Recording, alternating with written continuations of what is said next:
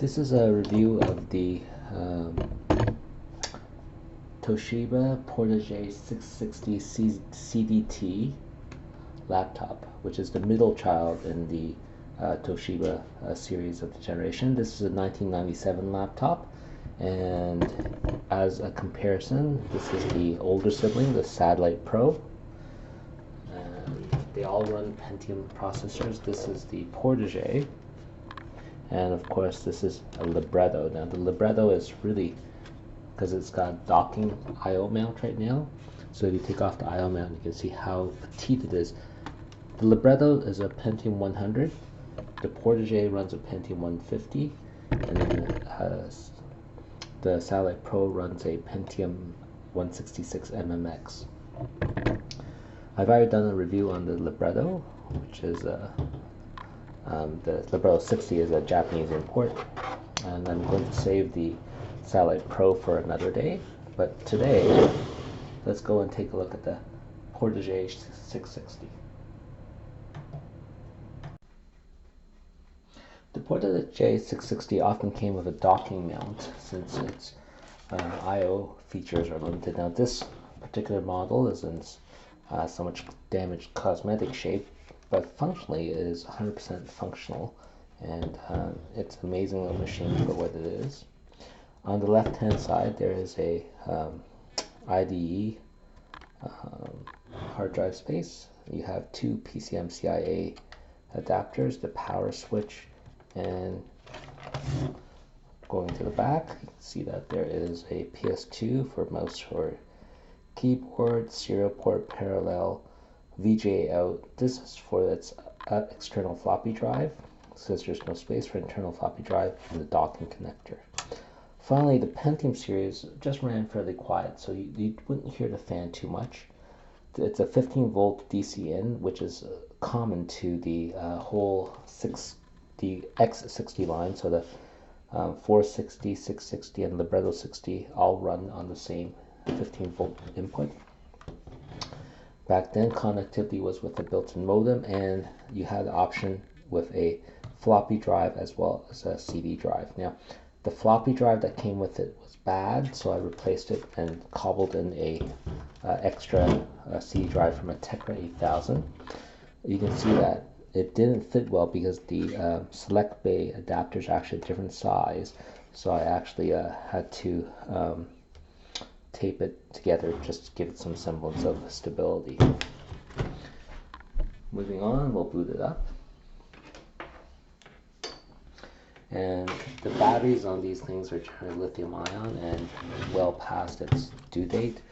I will warn you, if you haven't opened it up and taken out the CMOS batteries, do so. All these systems have a nickel metal hydride CMOS battery that tends to leak at this age and will definitely result in some damage to the motherboard if it does get that way. Now there you go, that's some better lighting. Now you'll hear that this machine is quiet because I've replaced it with a compact flash to IDE adapter. A lot of the older IDE hard drives are failing, and the compact flash is just such a fast transfer system for these old machines that it gives a performance boost. Since I did remove the CMOS battery, you'll see that it won't keep the date. Go F1 to get into the system. It uses EDO memory, so right now the system has 48 megabytes of EDO memory. It's a 32 megabyte SODIMM, as well as a built-in 16 megabyte on board. VGA compatible. Enhanced IDE. Interestingly, in all these Toshibas, it's great for retro gaming because you can turn the cache level on and off. If you turn off the L1 and L2 cache, you can slow down a Pentium 150 down to a 386 or 486 speed, which makes it much better for gaming on a wider range of CPU speeds. Now, we're going to boot in and just show you. The other interesting feature of this laptop is that it runs a Yamaha OPL2 sound chip, which is highly desirable because that gives you your ad-lib and Sound Blaster compatibility. The VJ on this, I forget, I believe it's a Chips and Technology chipset. You're going to get good 2D acceleration, but nothing to write home about on 3D acceleration. While we're here, I'm going to just connect the floppy drive. Now, really, I should be doing this when this is off so we don't damage it, but I happen to have extra, so, and I haven't had trouble with this in the past. So you can see, very compact system. I think it's about 2.5 kilograms, which is very light at the time, and we've now booted it. Now, if you listen, completely quiet because running on a compact flash system. We got lots of options for loading things, CD. The other way to transfer data in is, because this model does not have a USB port without the floppy drive, without the dock adapter, you can use the compact flash, the PCMCIA adapter, and if in Windows, it will just recognize that as a USB drive if you're using Windows 95, OSR2, or higher. Let's take a look at this keyboard. Very responsive, touch knob, excellent condition, and just really good maneuverability. We have mainly Windows on this. Let's see what I have in the D drive. Ah, there you go. Some games to take a look at. This is one of my favorite games in that generation, Dune 2.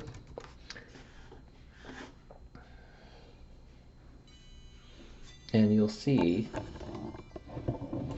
it actually has a hardware volume control. Don't see these too much anymore.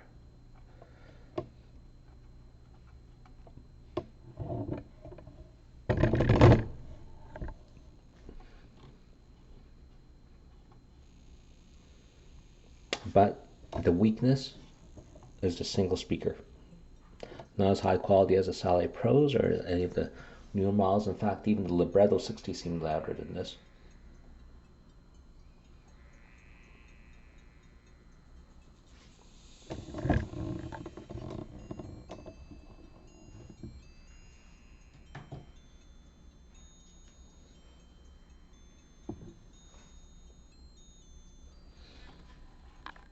And that's turned down, and this is turned up again.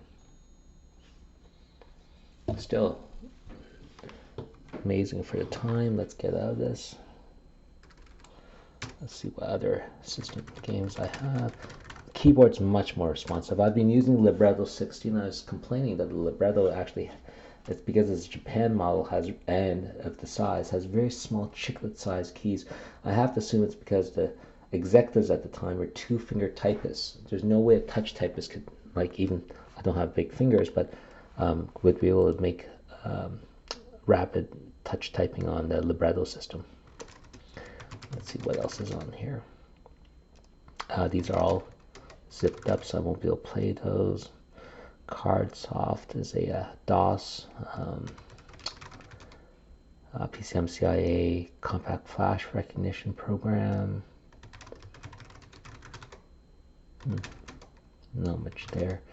Okay, let's take a look at Windows.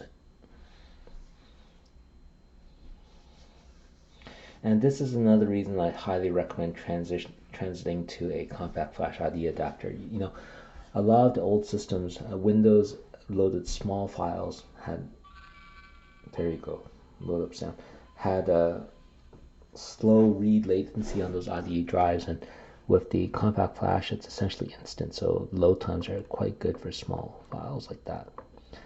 Yes, I forget. This particular model, the touchpad seems to, the buttons seem to be bad, so I have on me an external USB mouse. I forget whether it'll require you to restart to, or whether it'll pick up the mouse directly. Once again, it's been a while. Let's see what we have here. What's underneath this?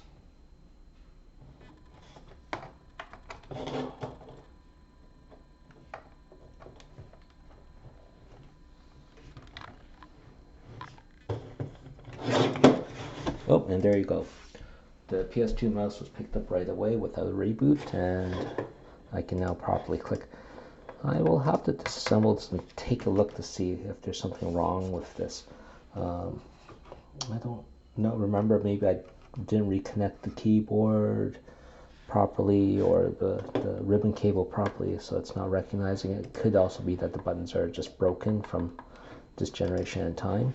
But a PS2 mouse is recognized properly. I have a serial mouse that can do the same thing, and it just gives you a lot more options.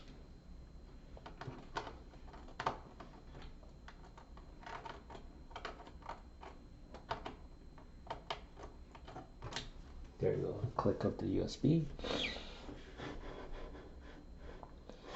Let's see what I have on here. Probably just a default installation. Set. Control panel, system. There you go.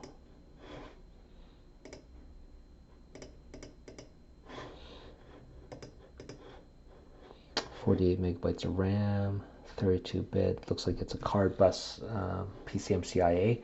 I will have to admit, the unfortunate thing about the Libretto is that it uses a 16-bit PC card, PCMCIA, which is good for networking, but doesn't support USBs, which is a bit of a hassle. Okay, let's get out of this. And let's restart. Shut down the computer, and let's try booting into a floppy drive.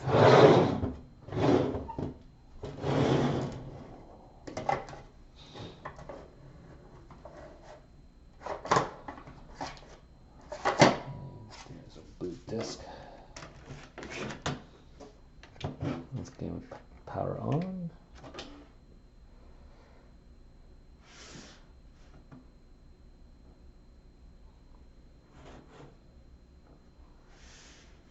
Okay, let's see how, oh, there you go, it's coming up. And there you go, it defaults to booting off floppy.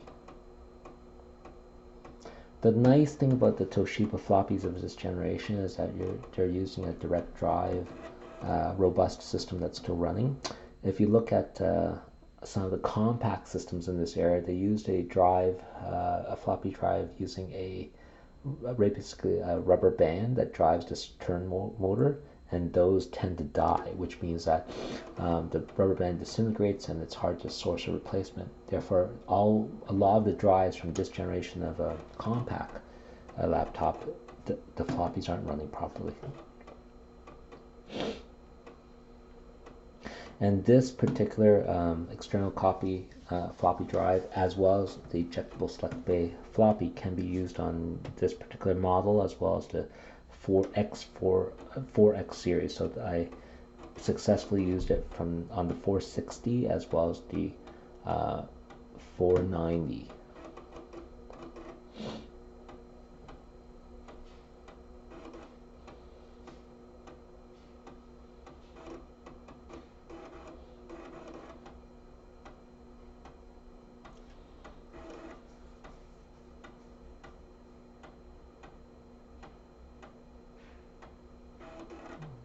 Slow floppy I/O generation. There you go. Boom. You got access to C drive, which I format into FAT16 so that DOS 6 can still recognize it.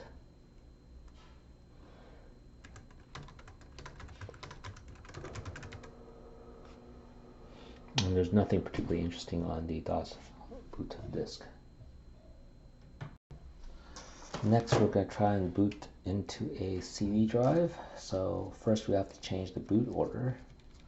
And if I remember correctly, this this particular Portege does not have the option of CD boot, but let's take a look. So I forget if it's escape or F1 to get into, there you go, into the BIOS. You can see that it's got boot priority here. And it has floppy drive to built-in hard drive to floppy drive to second hard drive, but I just don't see a SD card boot. Oh, sorry, a CD boot. I'll put the CD in there, check.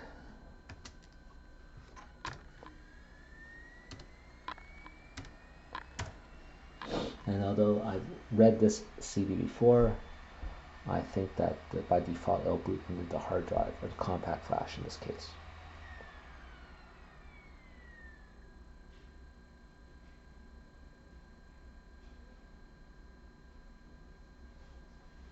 Memory self-check. And indeed, that is not the CD. The CD is a DOS 6 CD. So you're booting into the compact flash or the hard drive directly. This could be issues. So how would you deal with this if you don't have the floppy drive? Well, my recommendation is if you have another retro system, you'll need that second retro system to format and install basic DOS, as well as install the boot files or install setup files for Windows 95 or 98. In this generation, I think 95 makes more sense. And then once you boot in, you can install it and it'd be stable. Any failure of the system would require you to pull it out and reformat or do it on their system as well. I think that's pretty much it. So once again, this is my quick memorabilia review of the Toshiba 660 CDT. And just finishing up, once again, it's a Pentium 150 CPU with 16 megabytes of EDO soldered memory, one EDO SODIMM slot supporting up to 64 megabyte SODIMM, and then that's pretty much it. Thank you, and hope you enjoyed.